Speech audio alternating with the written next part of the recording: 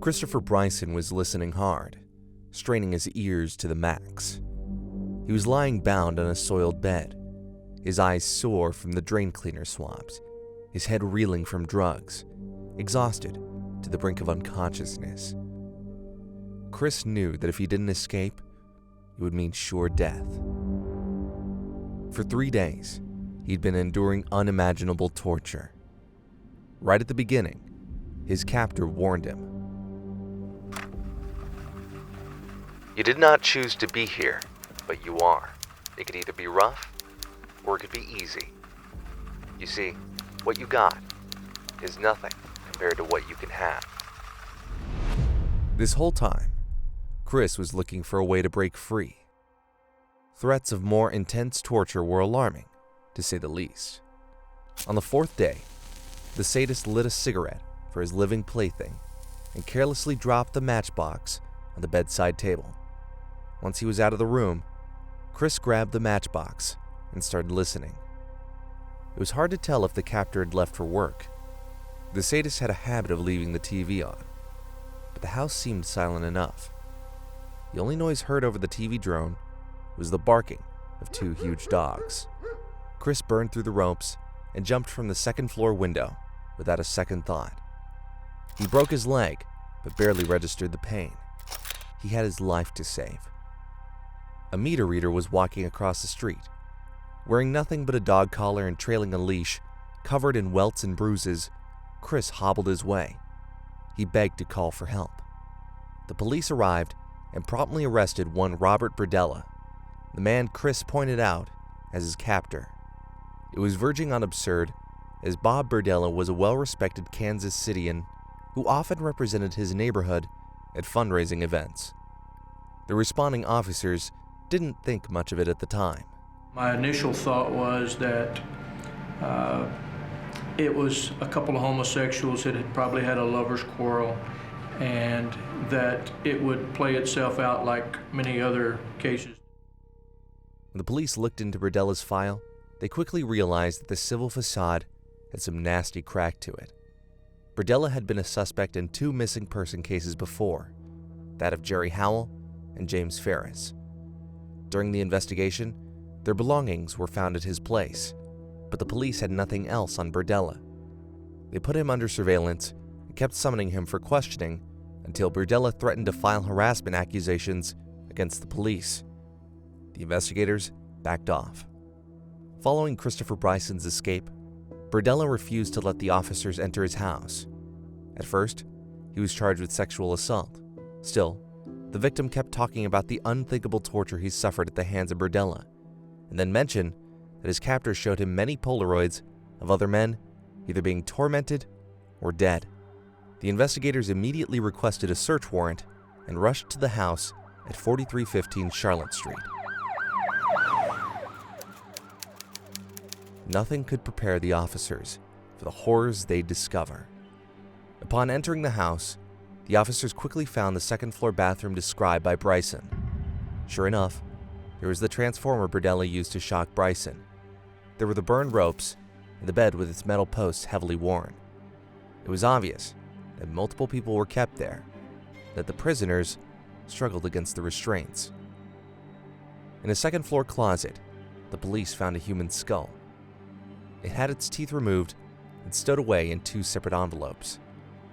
They also recovered 334 Polaroid pictures and 34 snapshot prints mentioned by Bryson. On top of that, the investigators found a bag with cleaned and bleached human vertebrae with knife marks on them. But that was not all. It seemed like every new discovery was more disturbing than the previous one. Indeed, next, they found Berdella's numerous torture logs written in shorthand. Berdella was documenting almost everything he did to his victims. Some torture methods were put down as abbreviations. Berdella resorted to them that often. He would note the time of each torture session, as if it was a job to him. Throughout the day, he'd torment his prisoners, inject them with drugs, etc., go back to his normal activities, and then repeat the torture cycle. Some lovers quarrel. The Kansas City Police Department assembled a task force of 11 detectives and 1 sergeant to work on it. Berdella flatly refused to cooperate, hiding behind his lawyer and making it even harder for the investigators to unearth the truth. There were a lot of burning questions, with the biggest one being, who were all those unidentified males in the photos? Searching the property, the investigators noticed a few considerably greener patches in Berdella's backyard that could have been grave sites. On the second dig, there was a sucking sound as it dug in and lifted out.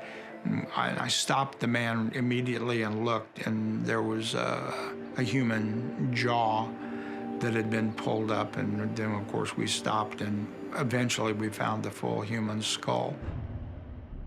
Dental records helped identify the skull as that of Larry Wayne Pearson, Berdella's former lodger. Another cranium found inside the closet belonged to Robert Sheldon, who was also known to have stayed at Berdella's. Later, Berdella would confess that he buried Sheldon's head in the same spot as Pearson's, which he let decompose and then took it out to clean and keep as a trophy. The weekend that Berdella was caught, the NCAA basketball Final Four was being played in Kansas City. Now, Bob couldn't give a damn about basketball, but he did want to capitalize on all the hype and all the tourists, so he put 4 human skulls in the window there with a little sign beneath it that said, "The Final Four." Friends and relatives helped identify the other 4 victims. But was 6 the final count? Robert Berdella was considered quite an eccentric individual. For starters, he was openly gay, a renowned chef at 2 local restaurants. He also owned a booth at the Westport flea market called Bob's Bizarre Bazaar. I started collecting and dealing in ethnic folk art back in '71, and then in '78 I came over here to basically temporarily to clean out my basement. I had a basement sale to clean out my house, and then I came over here to clean out my basement. And just did very well and started bringing over some of the stuff that I was dealing in as far as the ethnic jewelry and folk art. A seemingly upstanding member of society, Berdella assisted South Hyde Park Crime Prevention and Neighborhood Association. It's worth noting that many serial killers, with their need to dominate, control, and manipulate, sought to become law enforcers themselves in one form or the other, something we see in the cases of Ed Kemper, Dennis Rader, and Joseph D'Angelo.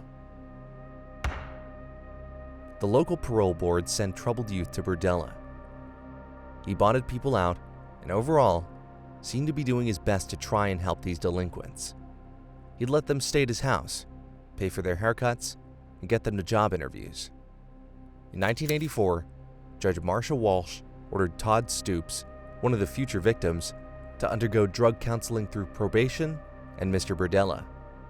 Once again, it's pretty similar to how John Wayne Gacy and Jeffrey Dahmer found their victims. Some of them didn't have a permanent residence and were extremely vulnerable. Fronting as this good Samaritan, Berdella liked to drug his tenants, and more often than not, they paid their rent and sexual favors. Berdella had a bad temper and a haughty attitude, which is why, obviously, he had trouble finding a permanent partner. But Bob had a powerful sex drive to satisfy, so when there wasn't a tenant around to harass, he'd use the services of male prostitutes. Berdella was known to be a bad client among the men. He often resorted to sadism and drugs, to the extent that the prostitutes started avoiding him. When Berdella became a person of interest in the disappearance cases, suspicion turned into mortal fear. The male sex workers mostly hung out at the crossroads of 10th and McGee Streets, and many went missing from the spot over the years. Between 1984 and 1988, in the span of these 4 years, 47 people were reported missing from the area. Berdella himself would go as far as to note it'd been going on for 20 years and blamed the police for not solving the cases. With not enough attention paid to gay men's deaths and disappearances, he felt he was virtually off the grid. See, like Robert Ben Rhodes, he was after the invisible people. I killed 6, but they, the police, by allowing this to stay open, they killed more. Indeed, there was a lot of overt boldness in Berdella's MO. He was acting under everyone's noses, but all his neighbors had to accuse him of was a strong body odor, unkempt property, and bad temper. Even the way he disposed of the bodies was a spit in the face of law enforcement. Berdella dismembered the bodies in his basement, packed the parts in garbage bags, and put it out for the trash collectors to pick it up on Mondays. It's speculated that Berdella acted this carelessly on purpose, taunting the hated authorities. You're suggesting that had the police done their job, had they followed the leads, had they really been on your case prior to April 2nd, 1988, they would have caught you, and some of this suffering could have been prevented. Maybe not caught me. Scared me off, maybe. Prevented things from happening after Hal? Definitely. In a way, do you wish they had? Yes. However, Berdella was adamant he killed only 6, and there's very little reason to doubt his words. He was too much of a vain hoarder, too much of a possessive personality. On top of that, after Berdella pleaded guilty, thus avoiding the death penalty, he virtually had nothing to lose. These crimes were wantonly vile, horrible, or inhuman. Okay. I think if you check with just about any attorney, you'll find that that is the standard clause that's used when they went to build a case for capital one with the death penalty. Without the legalism, would you agree that those crimes are wantonly vile or inhuman? I won't disagree. But what actually led Berdella to commit the crimes? A quick look at his background is quite telling. Growing up, he was a constant target for mockery both at home and at school. Berdella had a speech impediment, wore thick glasses from age 5, and rarely went out. He simply had nobody to socialize with. Moreover, his father saw his son Bob as a failure. Unlike his younger brother, Berdella had no interest in sports. With the world so hostile to him, Berdella responded in kind. Growing up, he was becoming increasingly cocky, condescending, and rude, especially toward women. Berdella was so disappointed with those around him that he began corresponding with overseas pen pals, which led to his deep interest in folk art and antiquities. Before he knew it, he was hoarding this stuff. In 1965, Berdella watched a screen adaptation of John Fowles' novel The Collector, starring Terence Stamp and Samantha Eggar. The movie tells the story of a lone entomologist who captures a woman and holds her prisoner until her death, treating her not unlike a butterfly from his collection. The movie would later resurface in Bob's memory and help him deal with the gruesomeness of his own acts. After graduating from high school, Berdella enrolled in the Kansas City Art Institute. At first, he was diligent and attentive, but in his second year, Robert started drinking and selling drugs to fellow students. He was busted by the police twice. At the same time, Berdella was developing some seriously sadistic traits. He's known to have experimented with sedatives on a dog and delivered a brutal art performance where he tortured, killed, and cooked a duck. After a subsequent scandal, he quit the institute. Berdella began hanging out with drug addicts, male prostitutes, and runaways. His bills were mounting, so he started working as a cook and selling portions of his eclectic collection of shrunken heads, human skulls, and whatnot. On the surface, things seemed to be looking up, but in reality, Berdella's psyche continued its descent into darkness. The more Berdella socialized with the delinquents and sex workers, the more upset he grew. His frustration mounted when it boiled over with vindictiveness. Indeed, when in 1986 he met Todd Stoops, one of the kids he tried helping get his life together, he was severely disappointed to see how all of his work was for nothing. Stoops became a drug addict, and Berdella saw it fit that he pays for the slight with his life. Larry Wayne Pearson became Berdella's prisoner the same evening he joked about how he used to rob gay men in Wichita. In Berdella's eyes, some, if not all, of his victims had it coming.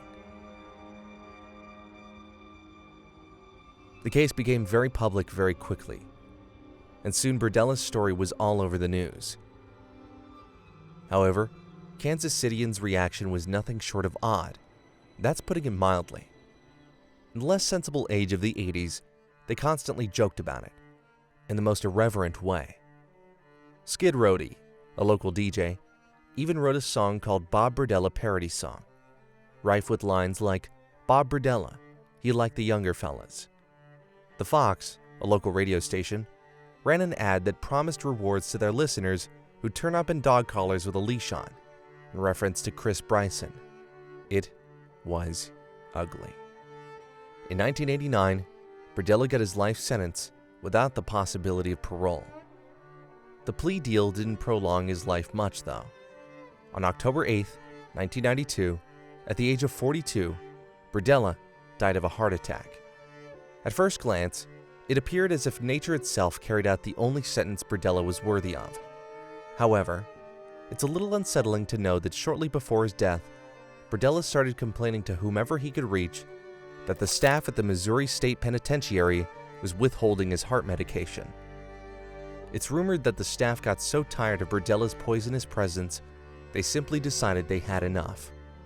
Berdella's personal story might be sad in some aspects, but everything pales in comparison to his monstrous acts. The only fitting epitaph for his grave is wantonly vile, horrible, and inhuman. We hope this chilling story won't give you nightmares. At least, now you know that among these hospitable, if a bit weird strangers, one just might happen to be a sadistic killer. So be vigilant, take care, and, above all, stay safe.